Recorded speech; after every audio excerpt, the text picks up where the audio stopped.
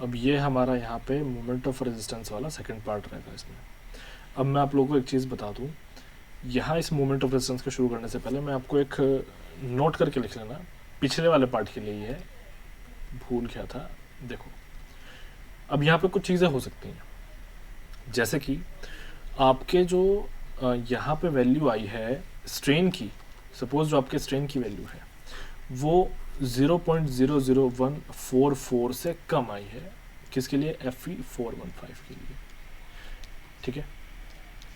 अभी ऐसे ही एक वैल्यू और हो जाएगी, किसके लिए? 500 के लिए।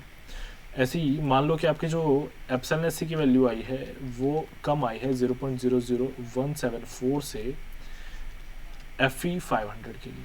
अब ये वैल्यूज दोनों कैसे हैं? देखो ऊपर आ जाओ टेबल में, आप लोग को दिखा देता हूँ। यहाँ ये देखो, यहाँ पे 00144 ये रहा सबसे छोटा वैल्यू, ठीक है। स्ट्रेन का सबसे छोटा वैल्यू Fe415 के लिए। ऐसे ही यहाँ पे स्ट्रेन का सबसे छोटा वैल्यू किसके लिए? Fe500 के लिए। तो मैं इन दोनों वैल्यूज़ की ही बात कर रहा हूँ। तो सपोज करो कि आपकी वैल्यूज़ इन दोनों से कम आ जाती हैं, ठीक है। तब उस सिचुएशन में आप स्ट्रेसेस को कैसे निकालोगे? भैया टेबल तो आपके सामने जो दिया हुआ है उससे तो आप नहीं निकाल सकते। तो यहाँ पे ऐसे सिचुएशन में क्या कर सकते हैं हम कि अगर ऐसा हो जाता है आपके स्ट्रेन की वैल्यू कम आ जाती है तो फिर आप यहाँ पे स्ट्रेस अपॉन स्ट्रेन वाला जो फॉर्मूला होता है, stress upon strain equals to E, ये फॉर्मूले को अप्लाई करके stress equals to strain into E ये कर सकते हो और आप यहाँ पे अपना स्ट्रेस निकाल सकते हो, ठीक है। ये जो यहाँ पे वो स्ट्रेन होगा जो आपका आया है, यानी कि इन दोनों वैल्यूज से जो छोटा स्ट्रेन आया है वो यहाँ पे पुट करके आप निकाल सकते हो। तो एक चीज़ तो ये हो गई है, ये याद कर रखने वाली है, ये पहला हुआ है नोट। दूसरा नोट देख लो यहाँ पे, दूसरे में क्या है कि मान लो जो आपकी वैल्यू आई है, कौन सी वैल्यू आई है? स्ट्रेन की जो वैल्यू आई है। अब हुआ क्या कि एग्जाम में उसने टेबल ही नहीं दी। ऐसा भी हो सकता है ना कि वो एग्जाम में टेबल ना दे, गड़बड़ हो जाए, भैया टेबल नहीं दी, फिर कैसे करोगे? तो अगर एग्जाम में टेबल नहीं दी जाती तो आप तब उस सिचुएशन में क्या करने वाले हो? अगर आपका Fe415 या फिर 500 दिया हुआ है तो उस केस में आप जो अपना स्ट्रेस कंसिडर करोगे यहाँ पे वो 0.75 Fy से लेकर के 0.8 Fy के बीच में कहीं भी कर सकते हो। 0.7 Fy, 0.8 और इन दोनों के बीच में कुछ भी कर सकते हो, वो आपकी मर्जी है, चूज कर लोगे अपना स्ट्रेस। ऐसे ही अगर आपका Fe250 दिया हुआ है तो Fe250 के लिए आप जो चूज करोगे वो होगा आपका 0.87 Fy, ये आपका स्ट्रेस है यहाँ पे Fe250 के लिए। तो ये आपके दो नोट करके हैं, इनको आप याद रखोगे, ठीक है। चलो अब यहाँ पे अब इस वाली प्रॉब्लम को शुरू करते हैं। अब यहाँ पे ये जो प्रॉब्लम आप लोगों के सामने है इसमें थोड़ा सा क्या है ना कि एक्सप्लेनेशन भी है, थोड़ा सा एक कॉन्सेप्ट भी है। कैसा कॉन्सेप्ट? एक थोड़ा सा ना बच्चे जो है याद कर लेते हैं कि हमें जो है डबली रिइंफोर्स्ड में जो मूवमेंट अपना निकालना है वो सिर्फ कंप्रेशन साइड से निकालना है, टेंशन साइड से नहीं निकालना है। इस तरीके से वो याद कर लेते हैं। सिंगल इन्फोर्स में वो याद कर लेते हैं कि सिंगल इन्फोर्स में मुझे जो अपना मोमेंट ऑफ रेजिस्टेंस निकालना है वो अपना वहाँ पे टेंशन साइड से निकालना है, वो वहाँ पे इस तरीके से याद कर लेते हैं। लेकिन ऐसा नहीं होता एक्चुअली में। रीज़न क्या है? देखो सिंगल इन्फोर्स बीम में आप दोनों साइड से निकाल सकते हो, लाइक कंप्रेशन साइड से भी, टेंशन साइड से भी, वहाँ पर कोई दिक्कत नहीं है। लेकिन जब डबली इन्फोर्स में आ जाते हैं तब हम प्रेफर करते हैं कि कंप्रेशन साइड से मूवमेंट ऑफ रेजिस्टेंस निकाला जाए, टेंशन साइड से ना निकाला जाए। उसका रीज़न होता है, रीज़न ये है कि एक्यूरेसी नहीं होती। जब हम टेंशन साइड से निकालते हैं तो एक्यूरेसी नहीं होती, एरर होता है थोड़ा वहाँ पे। वो एरर कैसे है? वो एरर अभी हम यहाँ पे देखने वाले हैं। तो सबसे पहले आप ये जो यहाँ पे आप लोगों के सामने ब्लैक वाला पार्ट है ना, ये जो लेफ्ट साइड में डायग्राम्स जो आपको सामने है ब्लैक वाले, इसको देखो। तो सबसे पहले यहाँ पे मैंने डबली रिइंफोर्स बीम बनाई हुई है। उस डबली रिइंफोर्स बीम में यहाँ पे ASC ऊपर लिखा हुआ है, ये रहा ASC। अब ये ASC क्या है? ये है आपका area in the steel, sorry area of steel in the compression side. और ऐसे नीचे जो AST है वो आपका क्या है? Area of steel in the tension side. तो यहाँ पे अब मैंने उसके लिए सबसे पहले तो एक ये मेरा स्ट्रेन डायग्राम है, मैंने स्ट्रेन डायग्राम बनाया और यहाँ पे राइट साइड में मैंने अपना स्ट्रेस डायग्राम बनाया हुआ है। ये दो डायग्राम्स मैंने यहाँ पे बना लिए। तो यहाँ पे अब देखो होगा क्या कि जब आप मोमेंट ऑफ रेजिस्टेंस निकालोगे तो उस मोमेंट ऑफ रेजिस्टेंस को निकालने से पहले मैं आपको ये जो एक मेरा एक बीम है, कौन सा वाला बीम, इस बीम को दो पार्ट्स में डिवाइड करवा देता हूँ। दो पार्ट्स में हम इसको डिवाइड कर लेते हैं। वो दो पार्ट्स कैसे हैं? एक मेरा यहाँ पे रहेगा जिसमें सिर्फ AST रहेगा। अब देखो होता क्या है, थोड़ा लॉजिकली सोचो, सबसे पहले सिंगल इन्फोर्स बीम बनाई जाती है, देन उसके बाद में डबल इन्फोर्स बीम बनाई जाती है। यानी कि सबसे पहले तो आप क्या करोगे, जो आपका एक्सयू लिमिटिंग है, या फिर कह सकते हैं कि जो आपका बैलेंस्ड सेक्शन है, पहले तो वो बनेगा ना। बैलेंस सेक्शन कौन बनाएगा, सिंगल इन्फोर्स्ड। जो उस बैलेंस सेक्शन से ऊपर आपका जो रेइंफोर्समेंट रहेगा, एरिया ऑफ स्टील रहेगा, वो किस में जाएगा, वो कंप्रेशन साइड में जाएगा। तो यानी कि यहाँ पे मैंने इस बीम को, यही वाला बीम जो है अभी, ये जो आपके सामने ये वाला बीम है, इसको मैंने दो पार्ट्स में डिवाइड किया। एक मैंने सिंगल रिइंफोर्स में डिवाइड किया हुआ है, यहाँ पे आप लोग देख सकते हैं, ये मेरा बैलेंस्ड सेक्शन है। और फिर मैंने राइट साइड में एक इमेजिनरी बीम माना हुआ है, ठीक है। इमेजिनरी बीम कैसा माना हुआ है, यानी कि इन दोनों को मिला करके ये जो हमारे यहाँ पे लेफ्ट साइड में जो ब्लैक कलर से बनी हुई है, ये वाली बीम बन रही है, ये मेरा यहाँ पे है। अब देखो, तो सबसे पहले अगर मैं सिंगल रेनफोर्स्ड बीम को देखूं, तो सिंगल रेनफोर्स्ड बीम का आप स्ट्रेस डायग्राम देखो, कैसा है स्ट्रेस डायग्राम, इस तरीके से। यहाँ पे C1 है आप लोगों के सामने, यहाँ पे 0.42 XU है ना। यहाँ पे T1 ये आपका क्या है, टेंसाइल फोर्स है। C1 आपका कंप्रेसिव फोर्स है। LA लिखा हुआ है, वो क्या है, लीवर आर्म है। यहाँ पे ये मैंने 1 माना हुआ है, ये पहला डायग्राम है। यहाँ पे ये मेरा दूसरा डायग्राम है इसके लिए, ठीक है ना, क्योंकि दो पार्ट्स में डिवाइड कर दिया, तो उस तरीके से चल रहा है। तो जब मैं यहाँ पे कंप्रेशन साइड से भी अपना मूवमेंट निकालूंगा, तो मैं दोनों को लूंगा। किसको, एक सिंगल रेनफोर्स को भी लूंगा, और अपना जो यहाँ पे इमेजिनरी बीम है इसको भी लूंगा। दोनों को लेना भी है, क्योंकि कंप्रेशन साइड से ले रहे हैं। तो कंप्रेशन साइड से लेते हुए अब समझो क्या होगा। यहाँ पे जो हमने सिंगल रेनफोर्स के फॉर्मूले बनाए थे मोमेंट ऑफ रेजिस्टेंस के, वो एज इट इज रहेंगे सेम।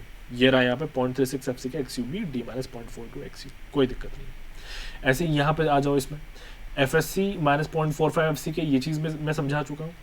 यहाँ पे आपका लीवर आर्म क्या बनेगा, D माइनस D डैश बनेगा। कैसे बन रहा है D माइनस D डैश, ये देख लो भैया। D डैश यहाँ पे आपका है, और यहाँ से यहाँ तक, यानी कि ऊपर से लेके यहाँ तक नीचे तक आपका ये कितना है D। और लीवर आर्म क्या होता है, लीवर आर्म में एक वो डिस्टेंस हो जाता है, दो फोर्सेस के बीच में होता है। तो यहाँ पे दोनों फोर्सेस के बीच में आपका लीवर आर्म 2 बन रहा है, तो D माइनस D डैश हो गया। तो इसीलिए ये जो आपके साथ यहाँ पे आपका स्ट्रेस है, इसमें मैंने ASC से मल्टीप्लिकेशन किया और अपना इसको फोर्स बना दिया, और अब यहाँ पे मैंने D माइनस D डैश यानी कि लीवर आर्म से मल्टीप्लिकेशन कर दिया। तो मुझे कंप्रेशन साइड से मेरा क्या मिल चुका है, अपना मोमेंट ऑफ रेजिस्टेंस मिल चुका है। तो यहाँ पे मेरा फॉर्मूला बन रहा है FSC माइनस 0.45 FC के ASC D minus D dash. तो इस तरीके से तो ये बना है। अब देखो, अब प्रॉब्लम कहाँ आनी शुरू होती है। अभी कंप्रेशन साइड से मुझे कोई दिक्कत नहीं है, अभी तक कोई दिक्कत नहीं। दिक्कत अब कहाँ पे होगी, टेंशन साइड में हो सकती है, और वो दिखाता हूँ कैसे। अब टेंशन साइड से अब हम अपना क्या निकालेंगे, रेनफोर्समेंट। अब देखो, जब आप टेंशन साइड से निकालोगे तब होगा क्या, यहाँ पे देखो, अभी मैंने एक लीवर आर्म तो ये ले लिया था भैया। T1 फोर्स आपका एज इट इज अपनी जगह पे रुका हुआ है, टेंशन फोर्स आपका उसी जगह पे रुका हुआ है। यहाँ पे है T1 उसी जगह पे रुका हुआ है, ऐसे T2 फोर्स उसी जगह पे रुका हुआ है। तो आपको यहाँ पे लीवर आर्म चूज करने में कोई दिक्कत नहीं है, ठीक है, पहले केस में भी दूसरे केस में भी। लेकिन होगा क्या कि जब आप टेंशन फोर्स से कंप्रेशन फोर्स में जा रहे हो, तो यहाँ पे दोनों का लाइन ऑफ एक्शन डिफरेंट है। कंप्रेशन फोर्स का लाइन ऑफ एक्शन डिफरेंट है। देखो यहाँ पे C1 किस डिस्टेंस पे लग रहा है, इतना डिस्टेंस पे। C2 किस डिस्टेंस पे लग रहा है, इस डिस्टेंस पे लग रहा है। ये देखो यहाँ से यहाँ तक का डिस्टेंस पे, ये डिस्टेंस कितना है, D माइनस D डैश। तो यहाँ पे दोनों का लाइन ऑफ एक्शन डिफरेंट है। तो मुझे क्या करना पड़ेगा, जब मुझे यहाँ से मोमेंट ऑफ रेजिस्टेंस निकालना है, तो मैं आपको एक छोटा सा डायग्राम बना के दिखा देता हूँ। तो जब मुझे यहाँ से मोमेंट ऑफ रेजिस्टेंस निकालना, तो समझ लो अभी मेरा C2 यहाँ पे अप्लाई हो रहा है, C1 मेरा यहाँ पे अप्लाई हो रहा है, और T जो है वो मेरा यहीं पे अप्लाई हो रहा है। T1 भी और T2 भी दोनों एक ही चीज़ है, ठीक है। तो मेरा टोटल टेंशन फोर्स तो यहाँ पे, ठीक है, इस तरीके से। तो अब जब मैं लीवर आर्म लूँ, तो लूँ कहाँ पे, लीवर आर्म अब जो मैं लूँगा वो इन दोनों का कॉम्बिनेशन मुझे लेना पड़ेगा। यहाँ पे कहीं आएगा, वो यहाँ पे एग्जिस्ट करेगा। तो ये मेरा लीवर आर्म हो जाएगा टेंशन साइड से, ठीक है ना। तो मुझे यही निकालना पड़ता है। यहाँ पे हम इस चीज़ को निकालते हैं भैया, C2 और C1 दोनों के कंबाइंड इफेक्ट से जो मेरा क्या बनता है, line of action of force बनता है, वहाँ वो मेरा लीवर आर्म हो जाता है वहाँ से। तो यहाँ मैंने वही किया हुआ, वाई बार उसको मैंने माना। यहाँ पे ये पॉइंट अगर मेरा है, तो ये मेरा क्या है, वाई बार है। क्या डिस्टेंस रहेगा, देखो C1 इंटू 0.42 XU। भैया इस C1 के लिए क्या है, यहाँ पे 0.42 XU है ना। तो ये डिस्टेंस मैंने यहाँ पे लिया हुआ है। ऐसे उसी तरीके से C2 के लिए कितना है मेरा, यहाँ पे D डैश है। तो C2 के लिए जो D डैश है ये मैंने यहाँ पे लिया हुआ है, ठीक है, राइट साइड में। अपॉन में मैंने इसको डिवाइड किया C1 प्लस C2 से, तो मुझे यहाँ पे क्या मिल चुका है, वाई बार मिल चुका है। अब ये मेरा यहाँ पे क्या हो चुका है, ये मेरा वाई बार हो चुका है। यहाँ पे कहीं एग्जिस्ट कर रहा है वाई बार। अब ऊपर से यहाँ तक का जो डिस्टेंस था वो कितना था, D डिस्टेंस था, और ये मेरा अभी अभी कितना निकला है, वाई बार निकला है। तो ये D माइनस वाई बार हो जाएगा आपका लीवर आर्म, ठीक है।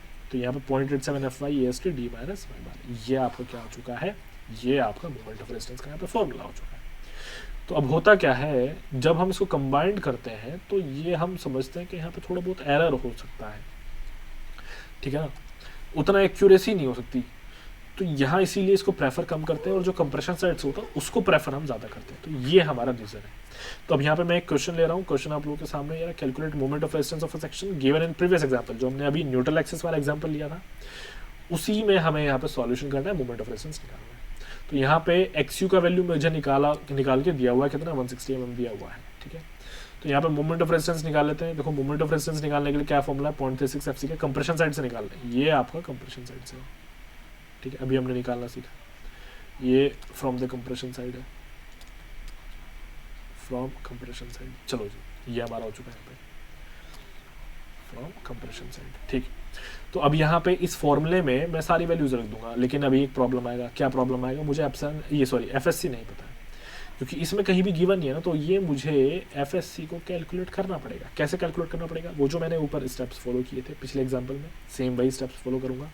यहाँ पे एक्स यू का वैल्यू रख दूंगा, जो मुझे दिया हुआ कितना 160 mm, ठीक है। यहाँ पे मुझे क्या मिल जाएगा, एफएससी मिल जाएगा, ये एफएससी का वैल्यू, सॉरी एप्सिलॉन एससी आ चुका है मेरे पास में। अब इस एप्सिलॉन एससी से मैं क्या करूँगा, बाय द इंटरपोलेशन, जो हमने इंटरपोलेशन ऊपर किया था उसी तरीके से मुझे एफएससी यहाँ पे मिल जाएगा। ये एफएससी का वैल्यू मैं यहाँ पे पुट करूँगा और मुझे मेरा आंसर जो है वो मिल जाएगा, यानी कि मोमेंट ऑफ रेजिस्टेंस जो है मुझे वो मिल जाएगा। तो यहाँ पे मेरा मोमेंट ऑफ रेजिस्टेंस है, ये रहा, ये मेरा मोमेंट ऑफ रेजिस्टेंस है, ये मेरा आंसर है। तो इस तरीके से ये हमारा किया जाता है, ठीक है। और यही हमारा रीज़न भी है कि क्यों हम डबल एनफोर्स में कंप्रेशन साइड से मोमेंट ऑफ रेजिस्टेंस निकालते हैं और क्यों हम अपने सिंगल एनफोर्स बीम में दोनों साइड से निकाल सकते हैं। तो आई होप अब आप सब लोगों को ये चीज़ क्लियर हो गई होगी। तो चलो यहाँ पे अभी हमारा जो बीम वाला पार्ट है वो ऑलमोस्ट, मतलब एक सिंपल सिंगल एनफोर्स बीम और डबल एनफोर्स बीम वो खत्म हो चुका है। अभी अपने नेक्स्ट जो है फ्लैंज्ड सेक्शन जो है वो देखेंगे, ठीक है।